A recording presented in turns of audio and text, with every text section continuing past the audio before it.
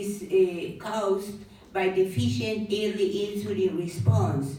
As you can see here, the normal people, the healthy people, in the healthy people, the early insulin response is higher and earlier, and in the type 2 diabetes, you don't have to be that close to it.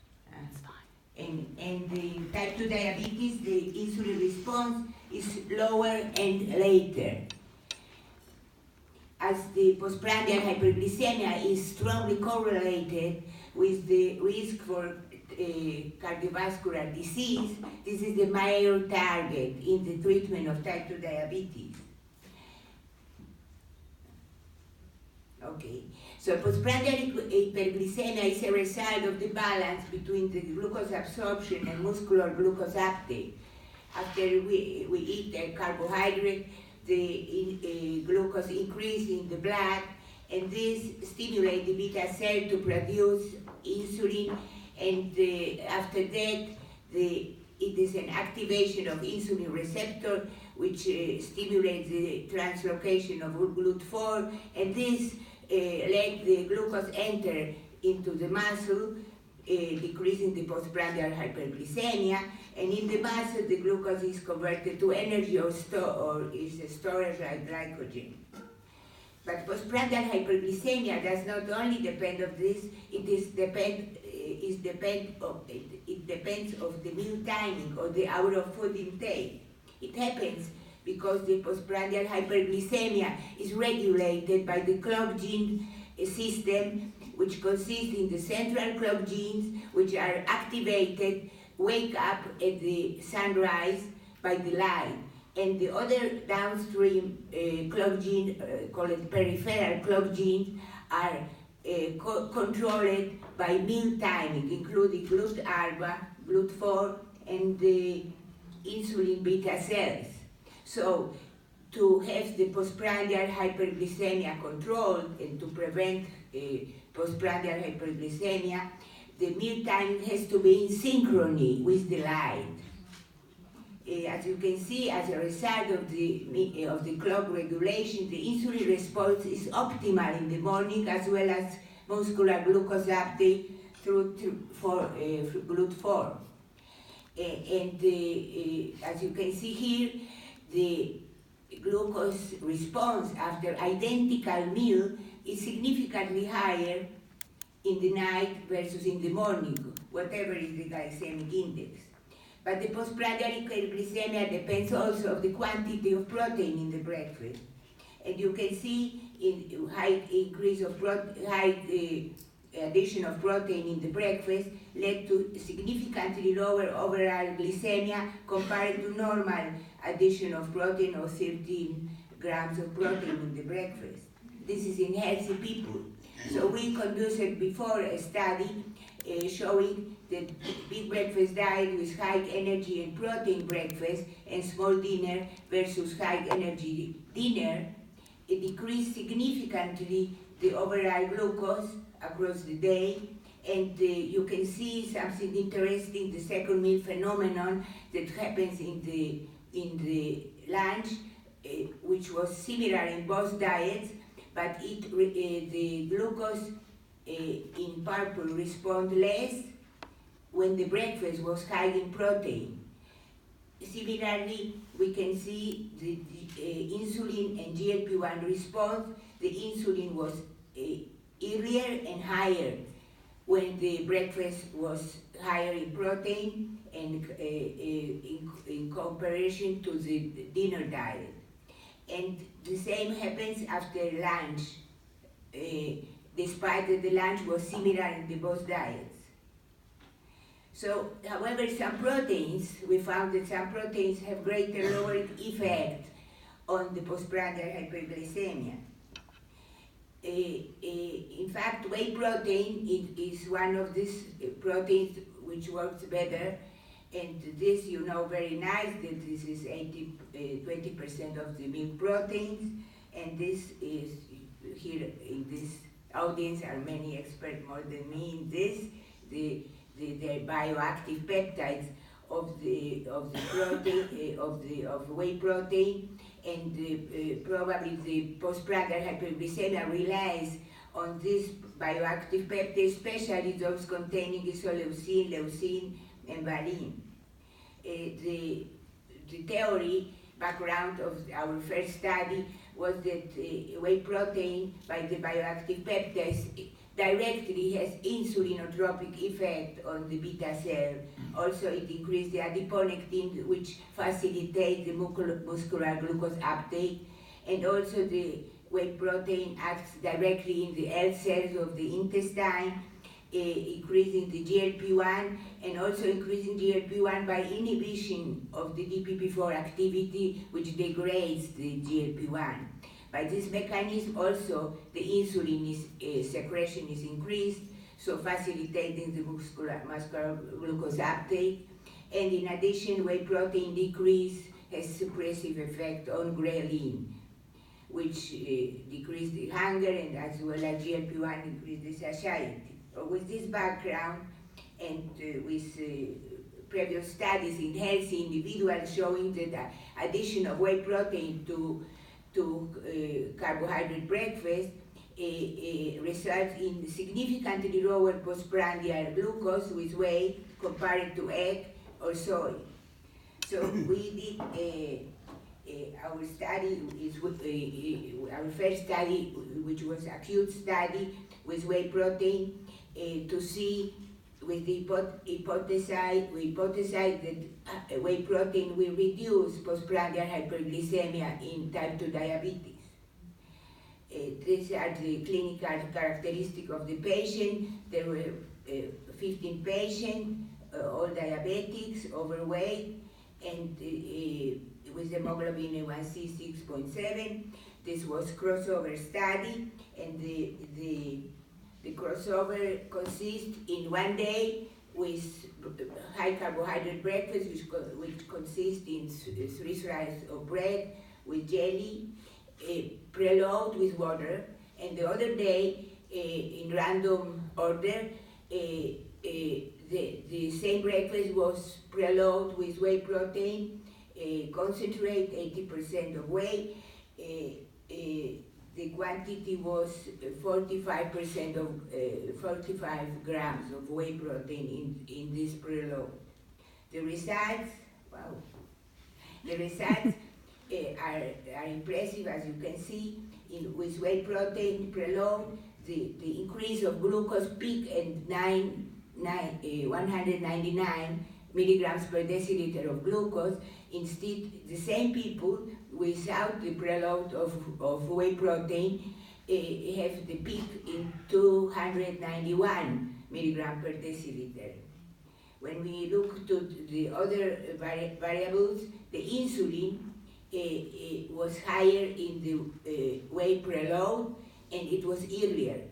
And C-peptide also, and GLP-1 intact, and total GLP-1 was significantly higher when the whey was preloaded before the breakfast. In this study, the insulin and total GLP-1 were strongly correlated, which suggests that the GLP-1, the increase of GLP-1 by whey protein stimulates the insulin secretion, and also the intact GLP-1, the relation between intact GLP-1 and total GLP-1 was higher in the whey protein day, suggesting that the whey protein also inhibits the DPP-4 degradation. We measured in the study the DPP-4 plasma activity. We didn't find, this is an indirect measurement of DPP-4 activity. Boar in Sweden University, he measured the DPP-4 activity, but it was not significantly different in the study. So in conclusion of this study, the acute whey protein leads to its incretin-based effect, which is correlated with the insulinotropic properties, leading to reduction of postprandial hyperglycemia in type 2 diabetes. So we went to the chronic study. We compared in this study to see if this works also in the long run, in 3 months. We compared the diet with high protein breakfast, the same like big breakfast diet with big breakfast, average lunch and small dinner. And we compared the three diets, one with whey protein, other with equivalent quantity of protein but not from whey and not from milk, and other with high carbohydrates breakfast. We look in the study for overall postprandial glycemia, hemoglobin A1C, weight loss, and type 2 diabetes. These are the groups. There are isocaloric diets, all with high caloric and high protein breakfast, average lunch, similar in all the groups, and it was 12 weeks, and in green we have whey protein, in yellow high protein breakfast, other protein like tuna, eggs, different of milk, and high carbohydrate breakfast, isocaloric but mostly carbohydrates. These are the characteristics of the groups. There were no significantly difference between the baseline characteristics in this group, and as you can see, the body mass index, hemoglobin A1C was matched, almost similar in all the groups. We can see that the weight loss was significantly higher, greater, in the whey protein group. It was 7.6 kilos in 3 months, and much less in the high protein, not whey diet, and in the carbohydrate breakfast diet was less. Here we can see what happened with the glucose across the day.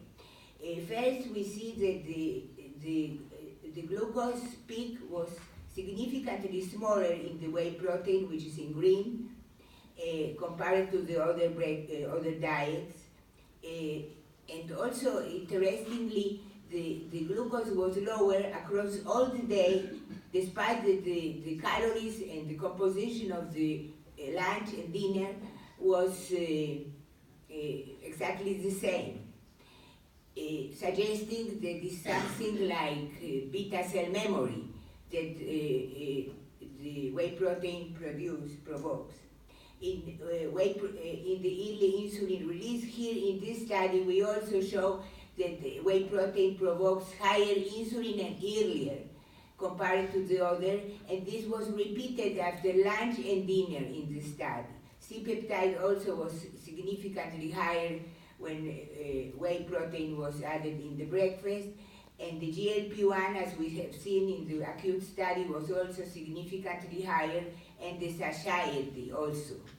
The ghrelin was significantly more suppressed in the ghrelin study, in the whey study, and in the whey breakfast, and the hunger was also more suppressed compared to other proteins and compared to carbohydrates. So we have seen in summary in the study that the hemoglobin A1C after 3 months was significantly lower in the diabetic participants, and the body weight was lower with whey protein. The glucose, fasting glucose was lower, BMI obviously also, and the waist circumference was also significantly lower in the whey protein addition to the breakfast. So go to the molecular mechanism. There are several molecular mechanisms by which the whey protein can work. This is obvious. One is the direct effect on L cells in the gut, is increasing the GLP-1, and the inhibition of DPP-4, which degrades the GLP-1 to inactive form, making that the GLP-1 is higher, and obviously it increases the insulin and decrease the glucagon according to the theory. Also, it is in discussion, because sometimes actually the proteins increase the glucagon, but it's in the discussion. And probably through glucokinase, in the liver, it decreased the glucose production. The insulin increased the muscular glucose uptake, and in addition, the insulinotropic direct effect of leucine and other amino acids on the beta cells also is part of the molecular background.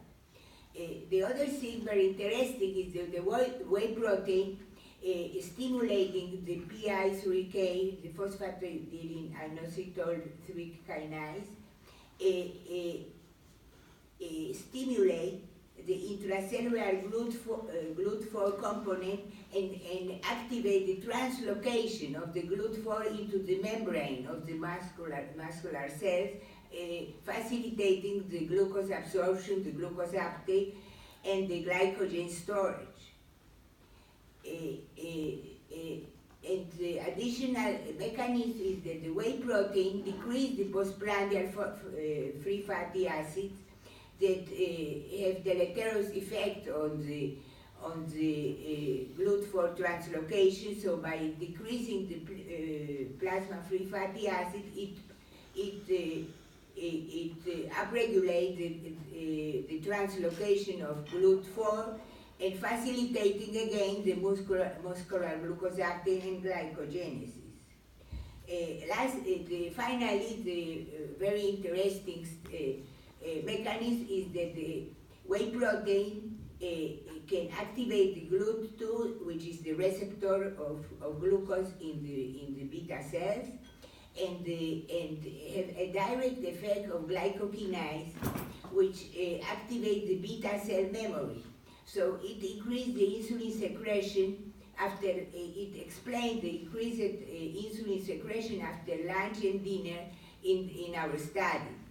Means that the breakfast increased the memory of the beta cells, so the glucose is also better, lower the postprandial glucose after lunch and dinner.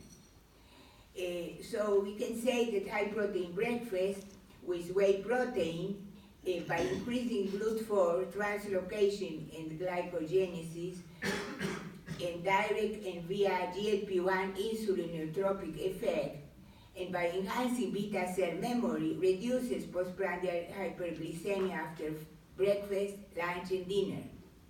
In conclusion, whey protein should be considered an important adjuvant in the management of type 2 diabetes. This is the team. Part is in Tel Aviv University, in the Warsaw Medical Center when I work, and the Hebrew University, the people who are measuring the clock genes, and also Boaren, which is from London University, from your university, Boaren, which is expert in GLP-1. Thank you very much.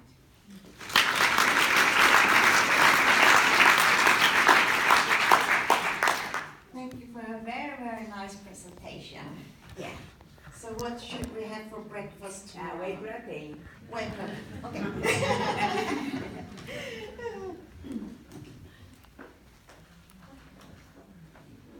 So in your clinical trial, what was the other source of protein? Other sources were egg, tuna, it was also cheese, and basically this protein, egg, tuna, cheese. So you use 42 grams of protein? Like that's a really high protein. So that's like 7 eggs or 5 cups of milk. So I'm just thinking about it from like a dietary guidelines perspective. It almost seems like more of a, the whey protein dose you're suggesting is more like a pharmaceutical, not like a normal dietary dose. I don't know, what do you think about that? I think that in general the first problem is that the type 2 diabetic person, they don't have appetite in the morning. So they don't eat anything. Usually skip breakfast.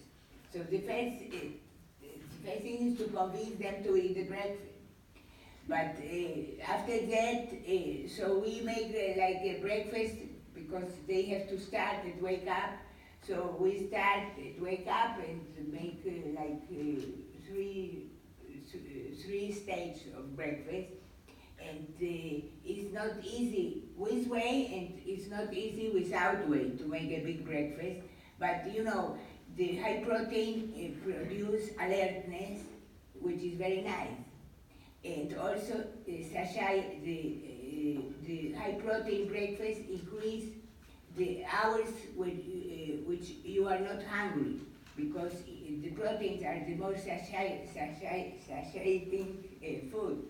So it makes that they are not hungry all the day. It makes easy the diet, and there are some studies that it also increase the serotonin in the brain, decrease the serotonin at night, so the carb craving is also decreased. So in summary, it is difficult to make a breakfast, but there are a lot of rewards, so you feel very nice. But it's not easy. We have a question down there. Very nice talk. I have one question. A little bit follow-up of your question. Have you also specifically looked into casein? Because if you're talking about sensation, casein is also like slowly digested. Casein. Casein. The cheese protein, casein. Cheese. You're talking about cheese, but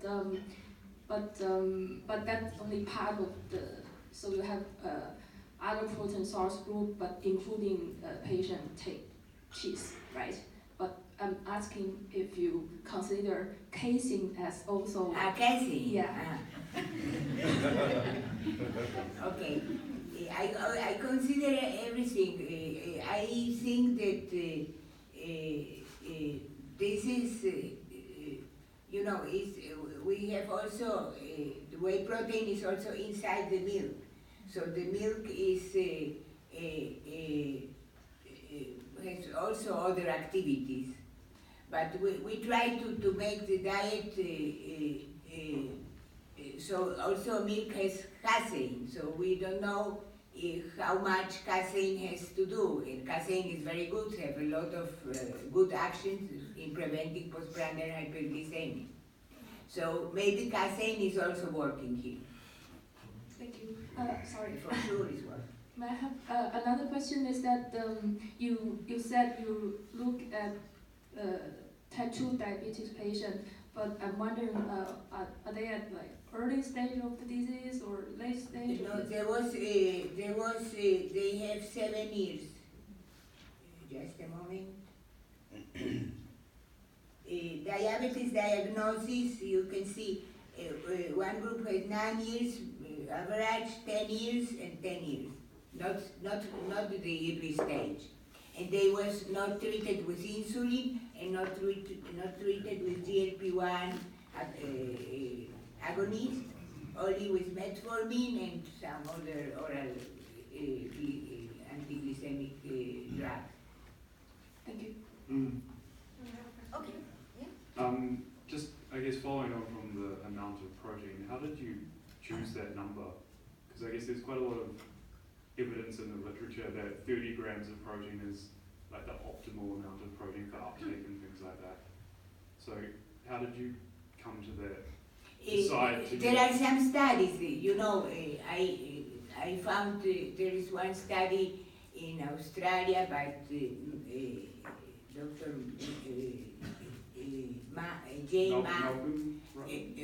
J. Ma from Australia, and they used 50 grams of whey protein. And now I was speaking with some expert in this, and there is one study of King, which is published in 2018, and this study used 15 grams in the breakfast and 15 grams in the lunch to see if it works, and it worked. So I will be very happy to see that we can decrease the quantity, but you know, all this is experimental. But obviously it's a large quantity and it's difficult to drink because you have to put chocolate, you know, to make it tasty. I guess I was just wondering where your your thoughts were to kind of arrive at that number for your... No, I arrive according to other studies, so I make similar. Okay, thank you There very is much. one. Okay. Hello, my name is Pernille, Other Foods Ingredients, and I had the pleasure of talking with you during the break, and thank you, Daniela, for a very nice presentation. So we were talking about the doses of protein, and I just want to comment that the 45 grams you showed is on powder basis. So since it's only 80% pure, then actually what they consume... Just a moment, Yeah. 45 grams in the first study. In the chronic study was Yeah. 35 grams, and together with other proteins, Yeah. the milk was 45, but the whey was 35. Yes, so when you look at the different diets, you can actually see they only get 23% of protein additional to the other groups, the not high protein breakfast. So when you look at that, so it's only additional plus 20 grams of protein. That's not actually a big problem of consuming when it comes to a meal. So I thank you very much. And this is one example of the long-term studies that we actually need to get in the literature. So thank you very much. Now we have to study what happened with other things like the cytokines, the inflammatory disease, the vascular endothelial adhesion. We have a lot of work. Yeah. So, thank you very much once again.